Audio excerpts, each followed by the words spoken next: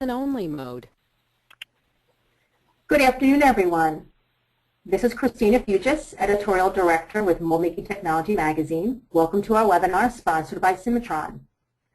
Our topic this afternoon is molding parts to specs on first shot. Many plastic parts are challenging to mold with intolerance on the first, second, and sometimes third shot. Many factors affect the shrink and warp of the part. Because of the traditionally high cost of simulation, many shops still opt for machining the cavity to a steel-safe condition, molding the part, and then reworking the mold according to the deformation. In this webinar, you will learn how some shops have found a cost-effective means of simulation and easy modification of the mold geometry.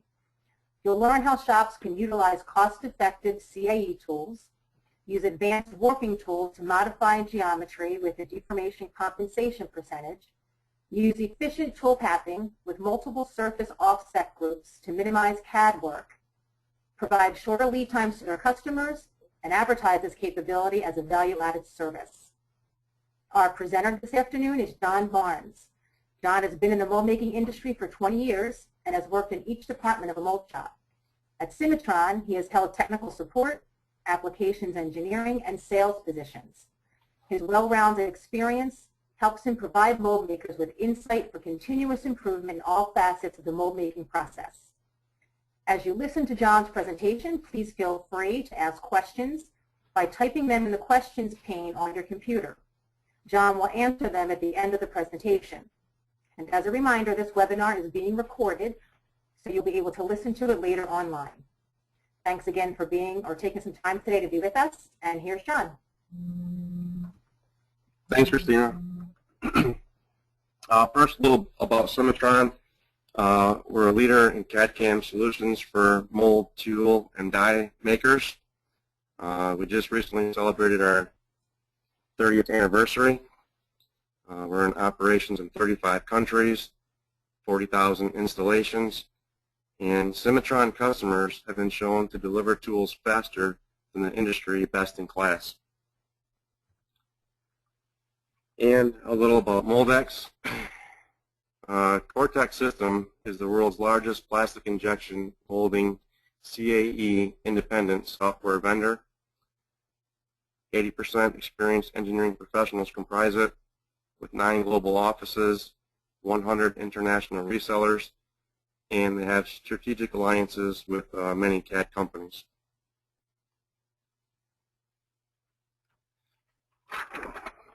Historically, injection simulation software has been very expensive, difficult to learn and use. It took a CAE engineer to use this type of software due to the complexity of it. Much work was required to prepare the mesh before the simulation could be done. That could take a whole day all by itself. Then, calculating the simulation on a single core CPU would take another day or more. And even at the high cost of the software and tedious hours required to prepare the project, shrink and warp prediction was not incredibly accurate. How the part would warp was quite good, but the actual amount was not. Most mold builders today wouldn't consider, or in the past rather, wouldn't consider running an injection analysis unless their customer requested and paid for it. Still somewhat true today. But whose job is it? Is it the product designer's responsibility or the mold builder's responsibility to know when a simulation is useful? Some product manufacturers request CAE to ensure the mold can be filled and the gates are suitable. However, that is only one aspect. For example, how can you be sure that the mold designer is adequately cooling the mold and reducing hot spots that will affect the warp and cycle time of the part? Moldex 3D has simplified the CAE process with this eDesign product. Meshing is done automatically and in 3D. Setting up the project is so easy that even a CAD designer can learn to do it, usually in a single day. Parallel computing allows simulation time to be measured in hours instead of days, and the cost has really come down. Pay-per-use is now available for shops that may not require that many simulations per year, and the pay-per-use hours starts out at just 200 hours at a price that you would probably expect to pay for 1 or 2 simulations done outside. Some shops are finding out how cost-effective and easy it is to utilize CAE tools to better design the mold for their customers and save time and money during their build. We will look at some examples of what I mean about this. Let's take a closer look at the software.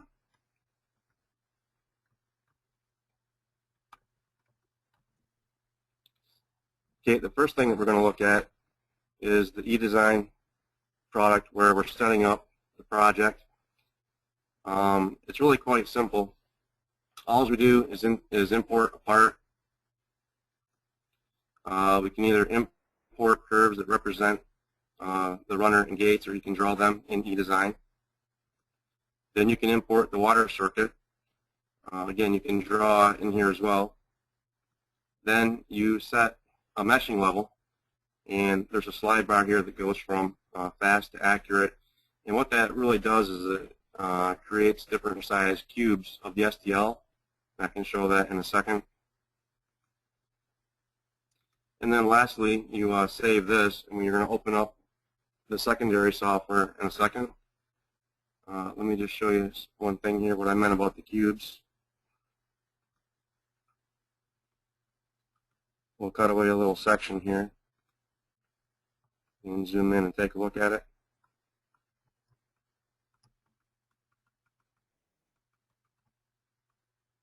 And turn on the edges.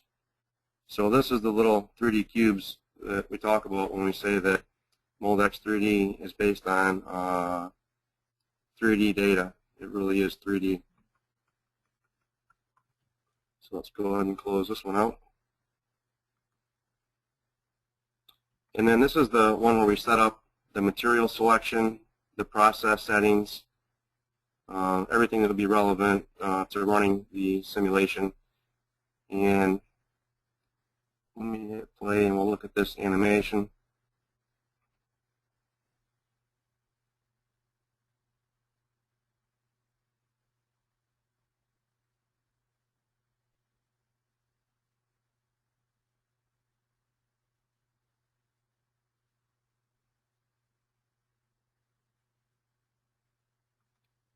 Okay, and I just want to go through and hit on a couple of things. We won't spend a lot of time in this one. But I want to show in packing, there's some nice tools here that can predict sink marks. This part has a pretty uniform wall thickness, so I don't think we're going to find too many, but I want to point it out because I believe it's important.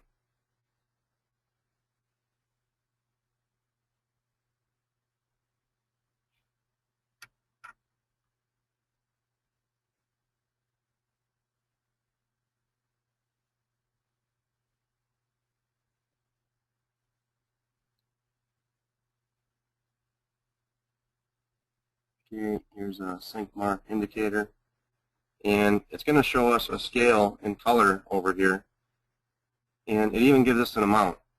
So we can see that in the red areas, we can expect to get about 4 thousandths of sink.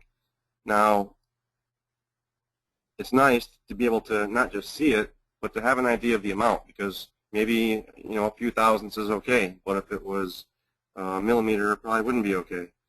So the point that I want to make during this presentation is that we're not just seeing the tendency of the deformation, we can actually see the values as well, and I think that's important.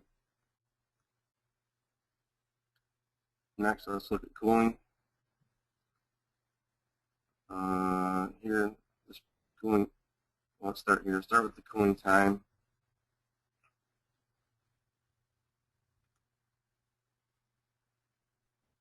And let's hit play here. So this is the cooling time of the part, and again, it's showing us in real seconds how long it's going to take this part to cool and the last area to cool.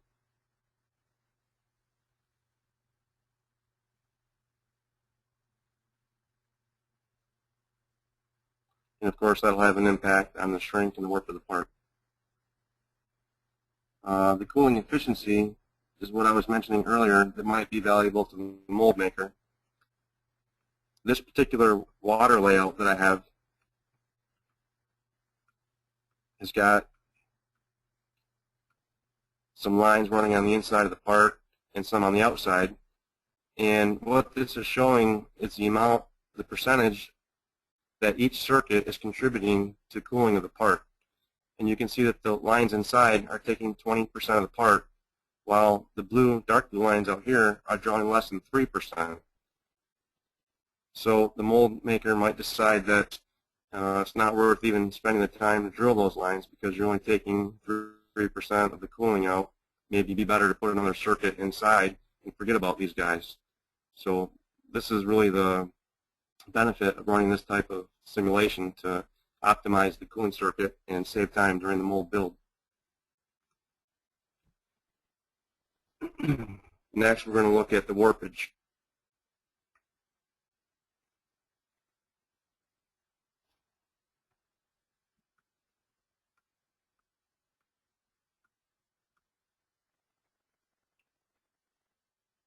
Okay, first of all, we can look at this in different axes.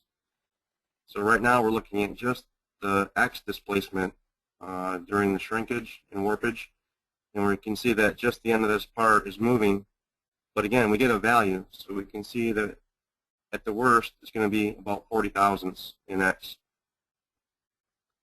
And if we look at Y, we see that this area right here is collapsing the most. And if we look at Z, these corners tend to be moving the most. But now let's go to total displacement. And this is all three axes considered. And we can see that, again, this red area is the worst, and it's moving about 110 thousandths, which is pretty considerable. So of course we could go back and we could change the cooling circuit and say, well, what if we put some bobblers in here? Is that going to make it better? And we can rerun the simulation and test different cooling circuits to see if we can minimize that warpage. And of course that's the right approach to take. But for today's demonstration, we're going to assume that we spent time doing that, and we've considered that that's the best we can do, and now we want to kind of implement this windage into the mold. Let me just run this too. This one's kind of neat. This one, well, you can set a scale factor and you can exaggerate the warpage, and you can even record a little movie of it. It just does a little animation of the direction so that you can see what's going on. And again, it's a scale factor. It's not quite that bad. It's an exaggeration.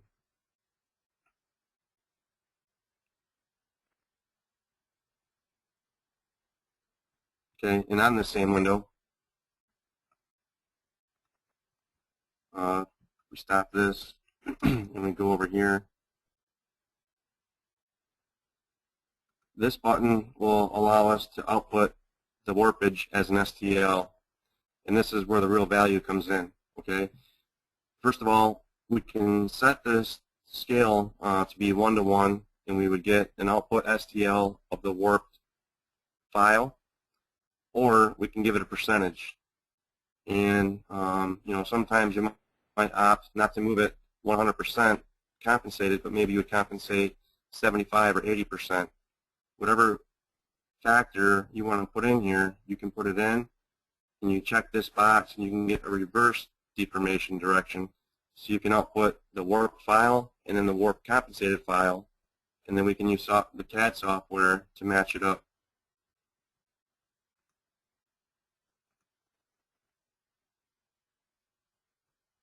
Okay, and that's where we're going to begin in Cimatron.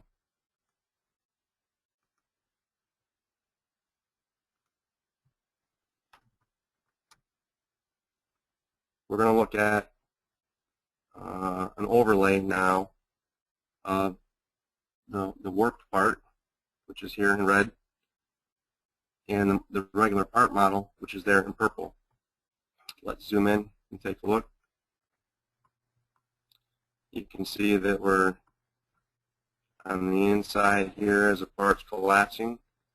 And let's turn off that model and turn on the compensated model.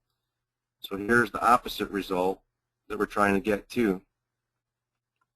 So we want to manipulate the purple part to match the green STL file that's been compensated. Now, if many of you have worked with STL files in the past, you know that most CAD systems don't really like them. Some CAD systems can't even draw lines on them or really do much of anything with them, not even move them in some cases. CimatronE is pretty flexible with them. We can draw lines, we can move it, rotate, that kind of thing. And what I've actually done is I've drawn lines from the end point of the purple to the end point of the green at each location. And I'm saying that this is what I want to move to. And let's activate that part file. And we're going to use the advanced warping tool. And for any CimatronE customers that are watching this, this tool is available under Solid, Warp, Advanced Warping. Okay, so here we're going to go to Advanced Warping. We're going to edit the feature. We can see that we've got our target and destination. Let me spread this apart so you can see it.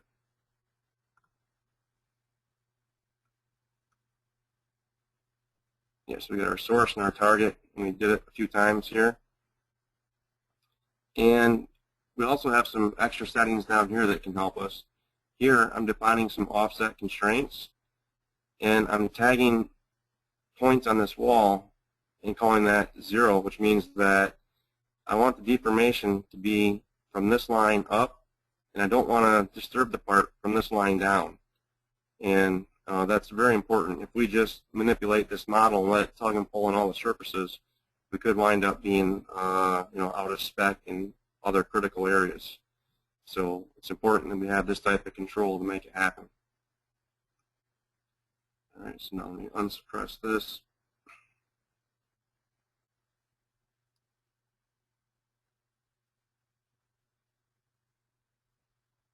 And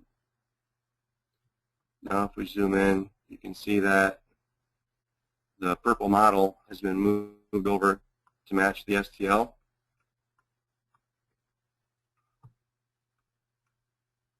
And it's pretty good. I'd be comfortable with that. So again, let me go back to my PowerPoint for a second.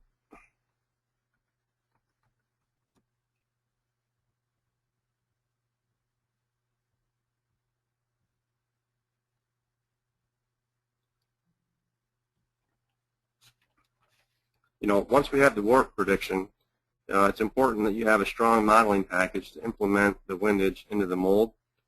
In some jobs, will certainly be easier than others to implement the change. CimatronE does have dedicated tools to help automate the process whenever possible. However, I do not wish to mislead anyone.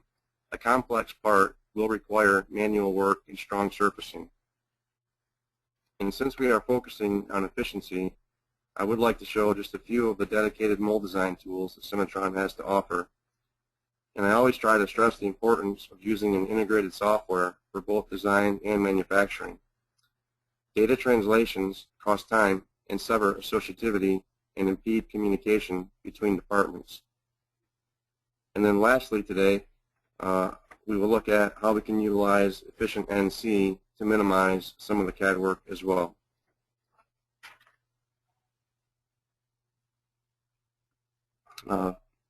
Next, though, I want to go back into CimatronE, and I want to show another example.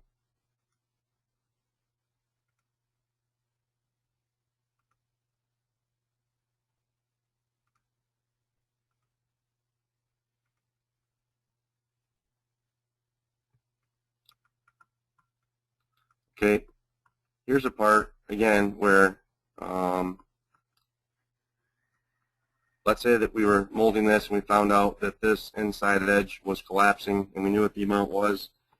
I didn't run a simulation on this one because I wanted to show something different. What I actually did is I went in to the sketcher and I just drew an arc from end to end. And I have a reference line here. And what I'm going to do, well, before I show you that, let me show you this. I've taken this part and I've divided it along a plane. So I've kind of divided this area away from the original model so that I'm only working with this piece. And then what I did is I set a warping direction, and I said that I wanted to move from this edge here over to that edge.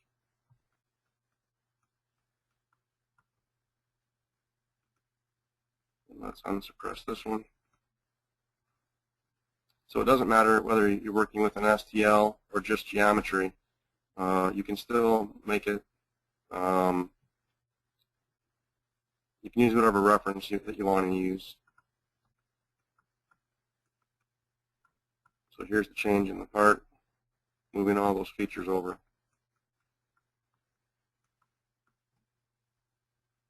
I think, let me just check.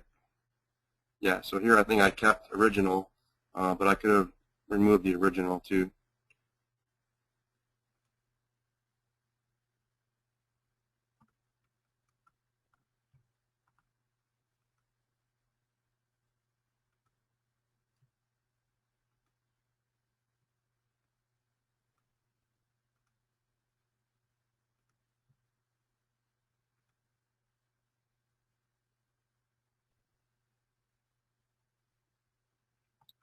Okay, I'm going to spend just a couple of minutes showing some of the dedicated mold design tools that Cimatron has to offer. The first thing that I want to show is adding some baffles to this part. Sometimes adding baffles and ejector fins can be a pretty tedious task. So I'm going to come down here to the cooling design and say add cooling item with channel. I'm going to pick a baffle.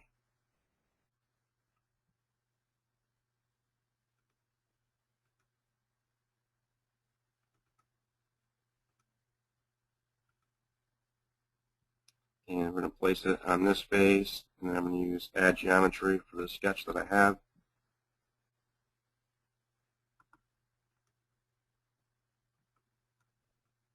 And when I place them by a sketch, all these drop in on the points, but I can still break them and move them around individually, and I can set a grid. But what I really want to show is that these depths are different. As soon as I place those baffles, they go hunting for the next place that the clearance area would touch. And the reason these aren't all the way to the tip is because they're touching on the diameter. So it's looking this way and also this way at a given distance that we're defining. And I can hit automatic analysis and then analyze. Oops, I dropped another baffle, sorry. Let me close them out.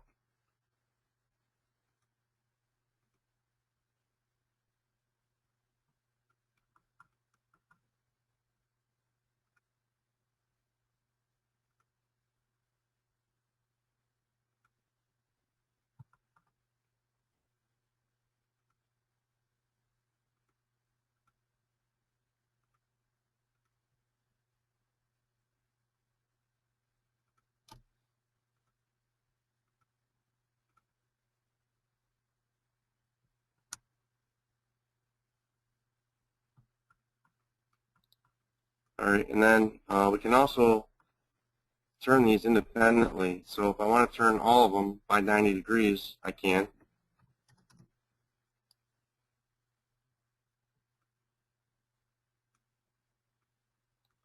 Because I do want these guys running that way.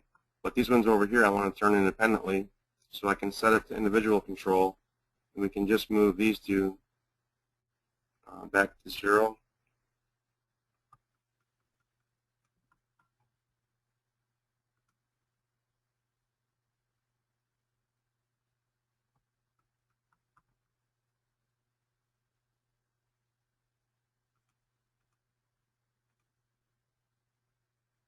And all the holes will be put in automatically at the proper lengths.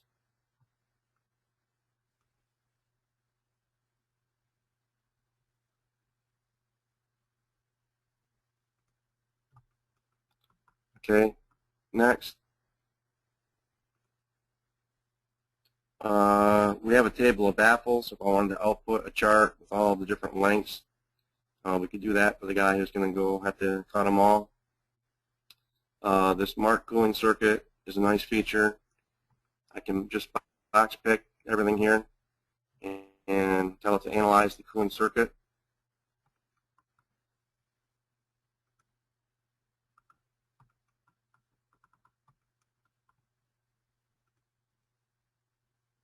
And it will color everything according to the intelligent features, such as these plugs. It'll know that that's a stop tool. If I have a diverter, it'll know about that.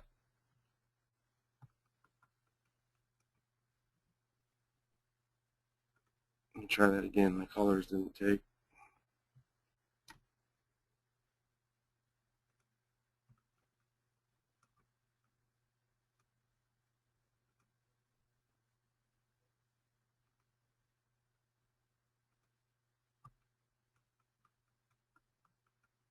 All right, sorry, I'm not getting that to work. But anyhow, it just puts these lines as being red and says that these are not going through. And then I get a circuit that'll be like blue. And when you have a real complex water design, sometimes it helps to be able to color code the circuits in order to be able to see it, especially out on the shop floor. All right, let's add a couple of ejector pins, and then we'll look at some NC.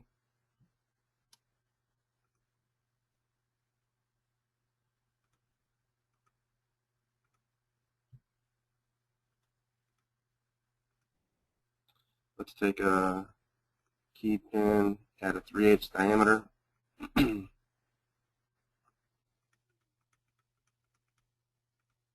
And we don't care about the length. The software will figure out what length we need and put the appropriate length in at each location.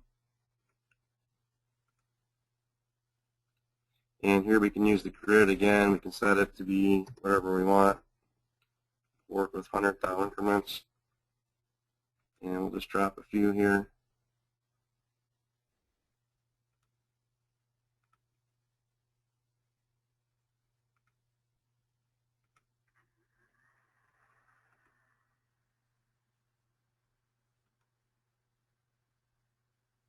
Okay. And place those without cut. Then we can go back here. We do ejector trim. And we'll pick a couple of these guys and trim them by the movable side. Maybe do like a 15 thousandths offset up into the part. Then we want to do ejector pocket. That's going to put the clearance through the plates and into the retainer plate along with the keyed. I'm asking for 1 inch of fit around the pin at the top and then a 1/32 clearance below.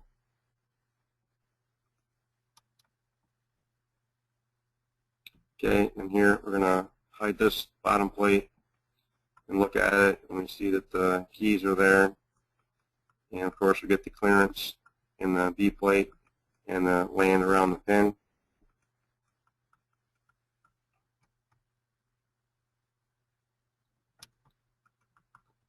So that's some of the nice dedicated tools that we have to make that go quicker. And now we want to look at NC and see how NC can help us in order to minimize CAD work as well.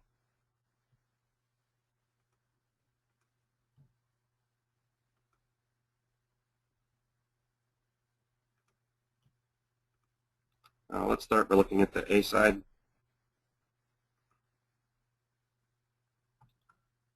Okay, so earlier I was mentioning about using color.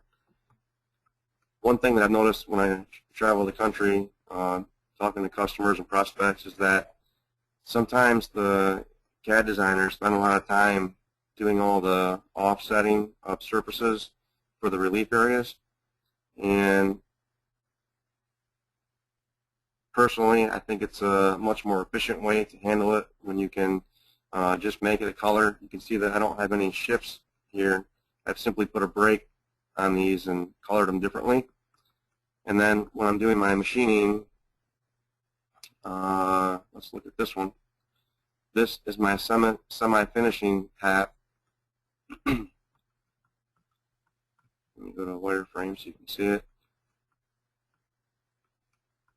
and I'm telling it that when it sees a purple surface to violate by 10 or 15 thousandths, and when you see a blue surface, cut it to 0. And then over here, what I was thinking is that this is the area that we kind of compensated, and maybe we want to leave that a little bit steel safe just to be on the safe side. So we could say stay away by 10 thousandths over here. So in one tool path, we could be violating by 10 in the purple area, cutting to 0 in the blue area, and staying away by 10 in the orange area. But if we're going to do that, it ought not be a 3D offset. Let me show you why. Yeah, this one. If I want to run the cutter across this area,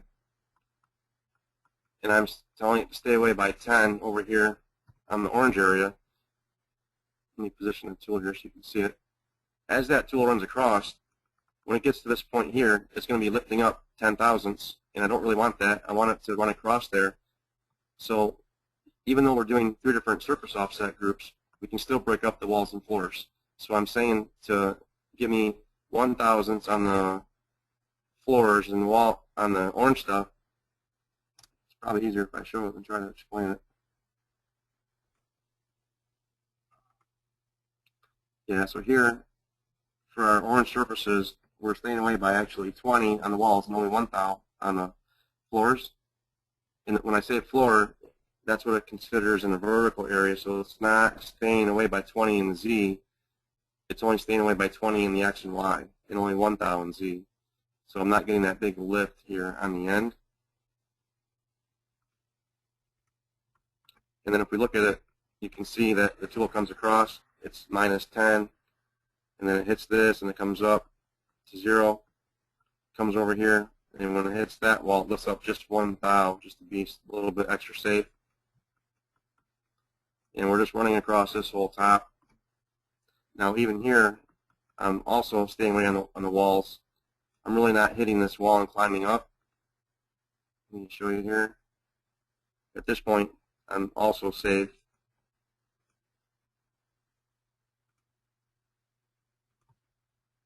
I think it's like 10 thousandths or something, but I'm not bumping that wall. I'm staying away because I'm going to come back and finish these guys. I'm just getting close. So it's got a lot of control over walls and floors and multiple surface offset groups in order to make this easier. Well, I don't want to take the time to put all my clearance in, offsetting surfaces and trying to make it all perfect. I'd rather just put a seam on it, make it a different color, and let the tool pass handle it, because I believe that's more efficient. The other thing that we can do is we can define sharp edges. Here I'm saying that this purple line is my parting edge. I need that to be crisp, so I don't let the tool roll over it. So I'm not giving this a Z limit. I'm just saying avoid that edge, and the tool will position itself with the tangent of the ball up against that edge and not have any waterfall motions down it in order to keep the edges nice and crisp.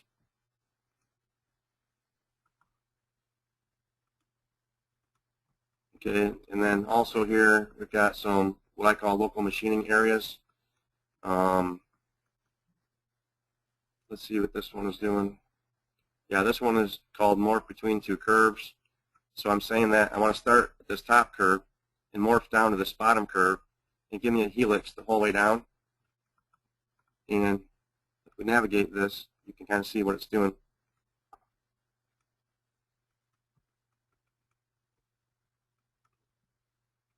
I'm doing an elongated stretch on this side so that I'm not rounding off this crisp edge. See how I'm going up past, doing a little loop and coming back, so keeping that corner nice and sharp.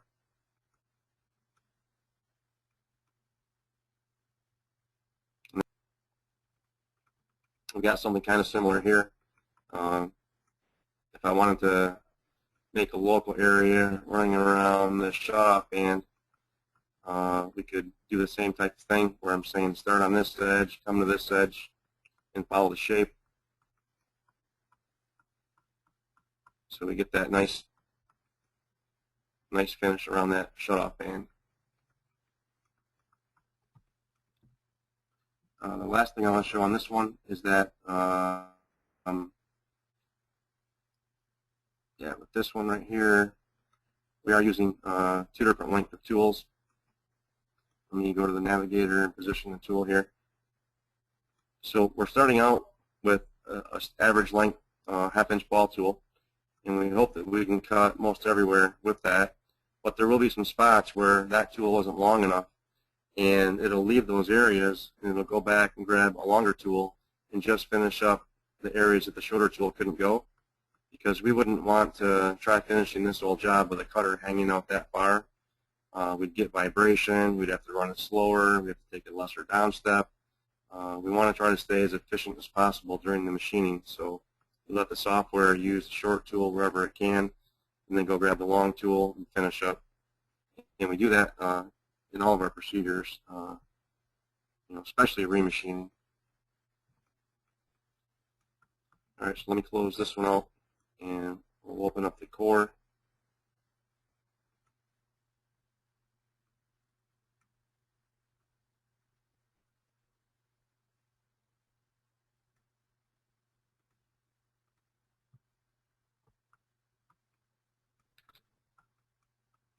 And this is another kind of similar path that I wanted to show because it's kind of neat. I want to point out too, for better or for worse, that this floor is not flat. When we did that advanced warping and we tugged on that to bring it over, it made this floor, the Z level changes. It's not a lot, but it's enough where we can't just run a flat tool in there and call it good. So it makes it challenging to cut. You got to be able to have good tool control to be able to come in here and cut this efficiently now. And what I've created here is a cutter path that's a lot like a 2D cutter path, but it's not 2D. I want to kind of explain what I did. What I'm telling it is that I want to machine this green surface and check against these yellow surfaces. So I'm going to be coming along the green, trying to cut that, but lifting the tool up to not violate the yellow. And if you think about it, say we finished this with a half-inch ball and we had a 1/4-inch radius in there, we can take pretty good step overs on the outside, but once we start to get into that fillet, we want to take smaller step overs. And that's exactly what we can do with this type of procedure. We can go in here and in the roughing, we can say I want multiple passes. I want 10 roughing passes at 50 thousandths, and I want 3 or 4 or 5 finishing passes at only 10 thousandths. So those last 5 passes end up not being quite as heavy of a cut. So let's look at the result.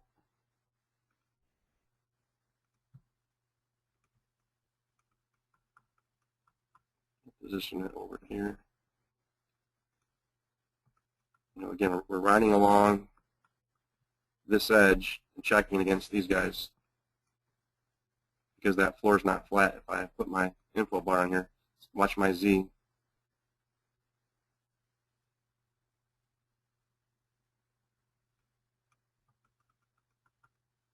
So it's kind of like a 2D path, but we're cutting 3-dimensional.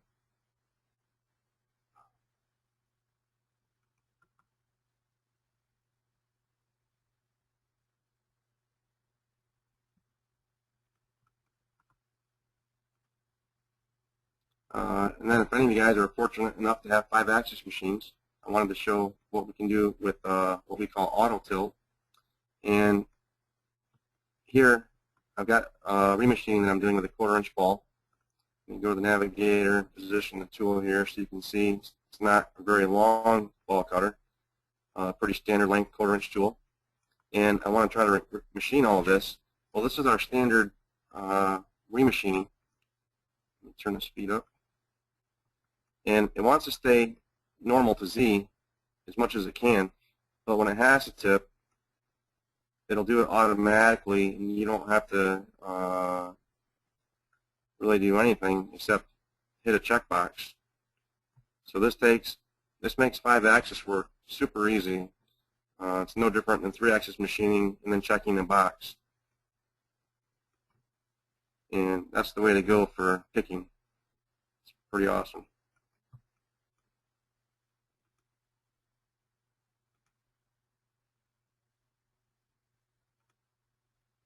again here, when it doesn't have to tip, it's not going to tip, because if you haven't seen a 5-axis machine move, you should know that it's not always the most efficient means of movements, and sometimes the tool will hesitate as the table's turning or something. So the more often you can stay in 3-axis machining, better off you are. But when you need 5-axis, it's pretty nice to have.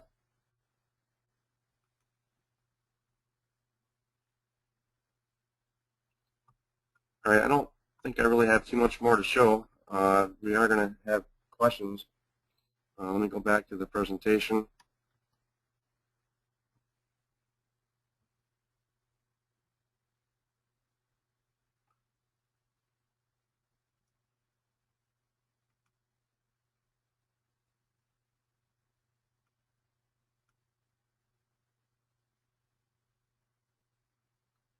Okay, I see a question here.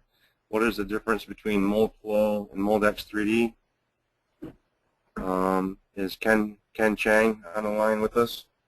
Why don't you introduce Ken, John? Yeah, Ken Chang is he works for Moldex 3D. He's a part of product development or business development, and he's been a good friend of mine. Very knowledgeable. Ken, if you could help me answer that question, I'd appreciate it.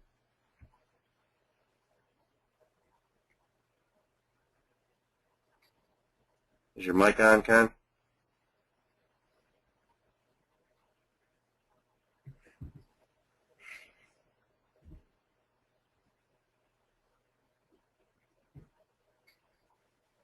All right, I might have to answer it myself. I'll do the best I can. Well, we can start with a different question if you want Ken to answer that one. Well, yeah, let's give it a minute and see if he comes on to help. Oh, I see there's a scroll bar here, okay.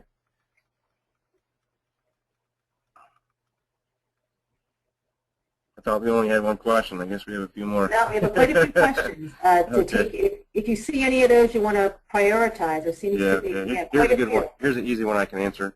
Are you able to simulate insert mold or overmolding? The answer is yes. It does support multiple component molding, 2-shot. So yeah, absolutely.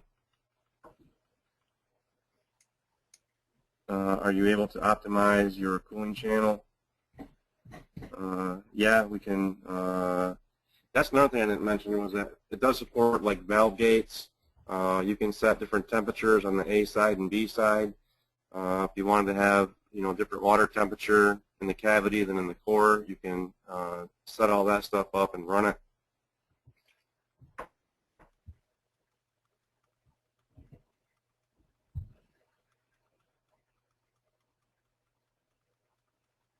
We do have quite. Go ahead. No, you go ahead. Sorry. I say we do have quite a few questions from. I don't know if you can see that pane, and I could go right down them. I know you covered a lot of ground, starting with Moldex and going into CimatronE, but it looks like one of the earlier questions was, can Moldex do warpage analysis of our specific parts that were measured at first shot, so we can compare the Moldex prediction to actual parts? Yeah, I'm sorry. Read that one more time. I kind of got lost. Can Moldex do warpage analysis of our specific parts that were measured at first shots, so we can compare the Moldex prediction to actual parts? Yeah, so they want to do like a benchmark. Yeah, I mean, we can do a benchmark and prove the results are accurate. I mean, one of the things that I found, and I hesitated to explain it earlier, but if you guys can picture just like a rectangle canister, right? A rectangle canister where maybe the long ends kind of collapsed in. Well, maybe that collapse really was 100 thousandths, but if you compensate it and you put it out to 100 thousandths, and now you've got a bow in it, any engineer would know that a bow is like a bridge, right? So you add strength to that direction. So even though you move it 100 thousandths, now you've changed the shape of the part, and it doesn't necessarily mean that it's gonna come back 100 thousandths. That's why a lot of guys opt to try 75 or 80%, because once you alter the part and rerun it, you're with a new part now, and I guess you could simulate that one again just to double check it, but that's a little nuances I think that some people miss. Do the plastic materials need to be accurately characterized in Moldex as they are in mold flow? Yes. Yeah, material is very important. I believe that Moldex 3D has a database of like, I don't know, 5 or 6 or 7,000 materials. It's quite extensive. But occasionally we do run across materials that aren't in the database. And what we do is we submit that to Moldex 3D. They send it to their developers. They look at it. Oftentimes they'll come back with a substitution, and they'll say, go ahead and use this other material. The characteristics are the same. Also, we do allow the users to create their own materials. If they can get the data sheet from their supplier, they can plug in all the right parameters and create their own material. Let's see. And, you know, I mentioned pay-per-use. There's different increments of pay-per-use. You can rent 200 calculation hours, or 500 calculation hours, or 10,000 calculation hours. And, you know, we don't usually try to quote pricing in these types of webinars, just in case this webinar stays live for 5 years. We don't want to be locked into a price, but I can tell you that it's a lot more reasonable than you probably would expect. And if you have any interest in, you know, getting pricing, please don't hesitate to get in touch with us. I think you'll be pleasantly surprised at the cost of it. Another question is, what tools are there in the CAE for hot runner systems and valve gates? Yeah, I believe it was, gosh, I don't want to make a mistake here, but I want to say that Pesco just recently started using Moldex 3D exclusively. So it definitely is a very good product for hot runner systems. Supports all of that, supports valve gates. I don't believe there's any functionality that the software is missing for any of that stuff. How? Right, questions keep coming in. Can you see that questions pane? Did you expand that to see all the ones? No, I don't think I did. If you look over there, you can, because you probably don't have it expanded. Yeah, I don't think I do. Okay, 1 second. Where it says questions, the minus sign, well, you might have a plus sign to open it up. Okay. And then the top right, there's an actual button that will expand it. Okay, there we go. Yeah, I was able to undock it. Now I can see. There you go. And can you see, you can scroll down. There's a whole list of questions there. Okay, yeah, good. Some referring to earlier on in the whole presentation. Okay, yeah, here's a good one. Does Moldex total displacement and individual displacement include the shrinkage amount of the plastic? I believe that answer is yes, that when it looks at the warpage, it's taking into account the warp of the part and the shrink of the part at the same time. Here's one. Has correlation of the amount of warpage prediction been verified in actual parts? The answer to that is absolutely. We've done quite a few benchmarks where the guys just couldn't believe how accurate it was. I mean, I'm not talking about tenths, but I'm talking about within thousandths. It's incredibly accurate. Now, I must qualify that by saying that the process settings are going to have a big impact. So if you just run the software with generic settings and then you go out to the machine and you change the process settings, then of course it's not going to be the same. But if you use the right process settings, the software is incredibly accurate. Does the geometry of the part affect the accuracy of the warpage results? I would say yes.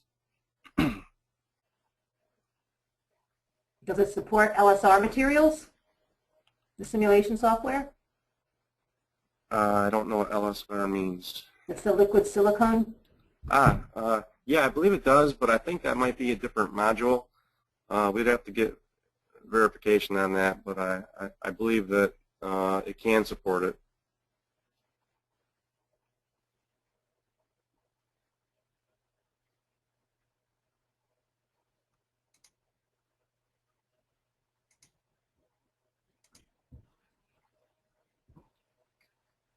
And how is it about generating reports for the customer? Can we generate reports? Oh, yep. There is a template to generate reports. that you can send to your customer. There's also a free viewer that your customer can download. And you could actually take the project and open it and spin it around and look at it. So it supports either way. Is there a free viewer to share the project with customers? Yep. I just read one here. Hold on. Somebody had asked if we can do sequential. Can we do sequential mold filling? Yeah. Yes, for sure we can.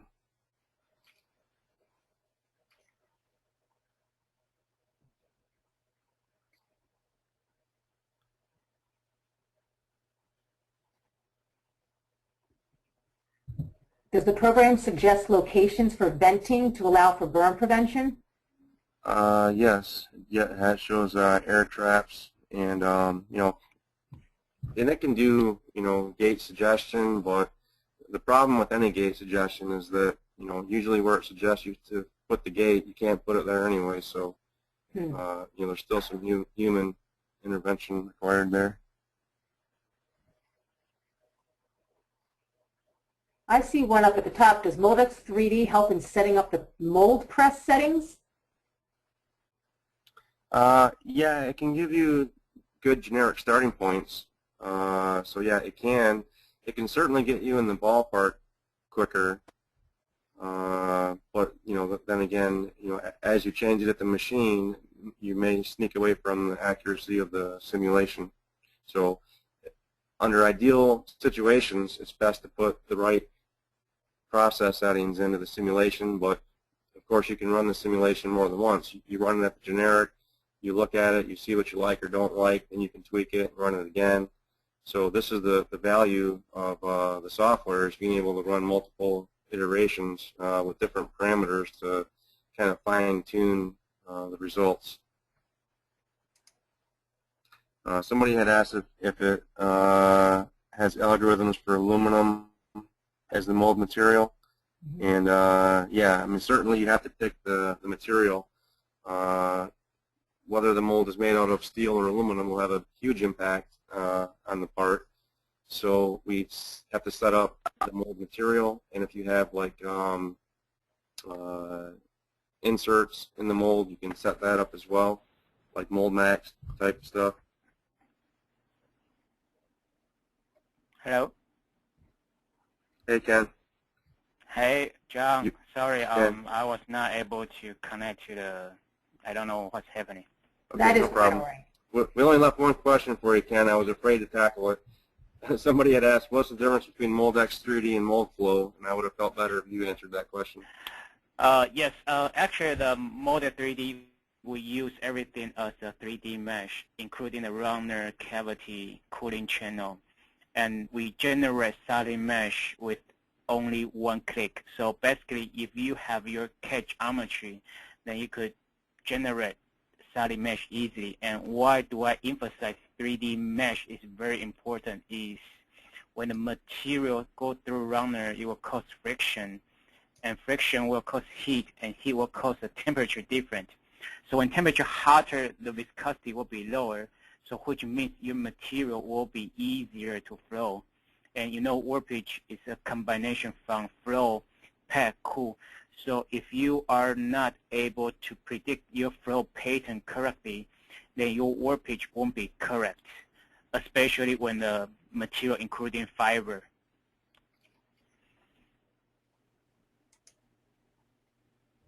Okay. Any other question? Yeah. When we use glass-filled polymers, does the CAE support those simulations?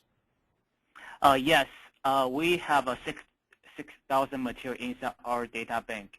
And also, if you are not able to find the material you are using, then you could provide us the raw data to us, and we are able to fit those raw data into our material format. And then you are able to run the simulation, and it is free. Hey, Ken, somebody wants to know approximately how long it took to run that model of that cover. Do you have a estimate on the time? Yeah, for us to generate from solid mesh until run the simulation, then to get a full analysis like cooling, packing, cooling flow, cooling, filling, packing, cooling, and warpage. The total hours is I use a 6 cores, and total hours is like 2 hours. Wow, that's great. There's another software too, SigmaSoft. Someone's asking if you could speak to the main difference with that software. Yes, CimatronE is a technology which is very similar to our product we call eDesign. However, Model 3D, we are not only able to do conventional injection molding, we could do injection compression molding, and pure mucil process. Also, we are able to bring a fiber orientation then to the structure software. So our capability is much more than the other competitors. Also, we are able to simulate material flow into the mold and your insert deflection. We are able to simulate insert deflection. Hey Ken, here's a good one. Is the software capable of doing a runner balance for multiple cavity tools? Yes. If your mold is of multiple cavities or family mold, we are able to help you to find a flow unbalance. Then you are able to modify your gate location or modify your runner size then to get a flow balance. Otherwise, if your flow is unbalanced, sometimes the one part you pack more than the other one, then it will cause the warpage. The quality is not the warpage quality will be different. Here's what I want to take. Is Moldex able to import runners and even gates from any standard CAD software? And the answer is absolutely, right? Yes. I mean, it's almost ideal. I mean, I'm a CAD designer. I like Cimatron. I don't want to be drawing gates and runners and water circuits inside eDesign. I want to draw what I draw in, and I can pass that information to eDesign much easier than trying to use that one. And eDesign is integrated with, gosh, I hate to say this during the webinar, but it's integrated in what, ProE, what else, Ken? SolidWorks? Yeah, most of mainstream CAD software, you are able to use it with Model 3D. So basically, you could import IGES step file, STL, or Parasolid into Model 3D. Also, we have a product integrate with such as CimatronE, SolidWorks, NX, and PDC, Creo, or Wildfire.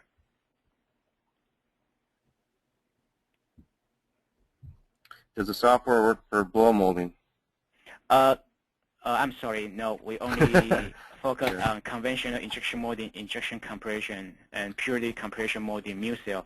And probably in the future we could do blow molding. But yeah, somebody had asked about metal injection too, and that's still a no at this point. I just want to remind attendees that we do still have some time for questions, so if you want to type them into the question pane on the computer, John and Ken can continue to answer a few more. Yeah, here's one. Are we able to define meshes bigger or smaller, define manually? Yeah, that slide bar that I had shown earlier had a accuracy setting of 1 to 5. The 1 or the 2 was for fast calculation, just to see a quick filling. That goes incredibly fast. If you go up to a 5, that's incredibly small. You're going to get many millions of elements. And so for very thin wall, small micro parts, you can use the highest settings, but there is a very good range of accuracy from big parts to small parts. It's all handled right there in that range.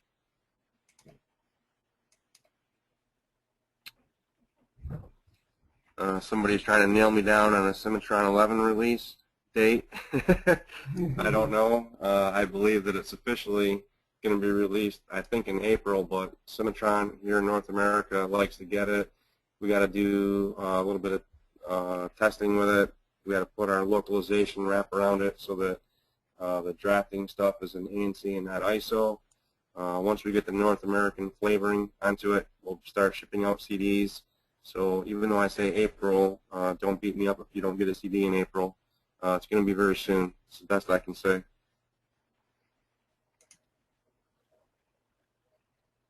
I see another materials question there. Ken, how many grades of materials are available in the database? 6,000.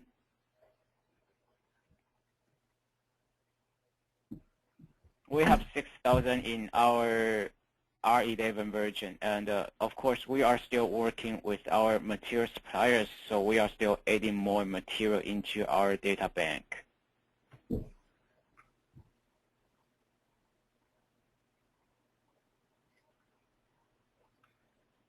Somebody's asking if CimatronE can take scan data straight in and convert it to surfaces or solids. Not really. We have a product called Reeng that we do sell that handles that, but without the Reeng product, CimatronE doesn't convert point cloud into surfaces. All right, I think at this point we answered most of the questions, but I want people to know that they can contact Cimatron directly. I think, John, you can put the slide up that has Cimatron's contact information. They can get in touch with you with anything specific that we have not answered. And again, this was recorded, so I think later today or maybe tomorrow, I think later today, this will be available, the recording, for anybody who missed any part of it to then listen in. We appreciate your time in joining us, and I also like to thank the organizers for helping this presentation to run smoothly. This concludes our webinar. Again, this is Christina Fugis with Mold Making Technology. Have a great day. Thank you, Christina. Bye, everybody.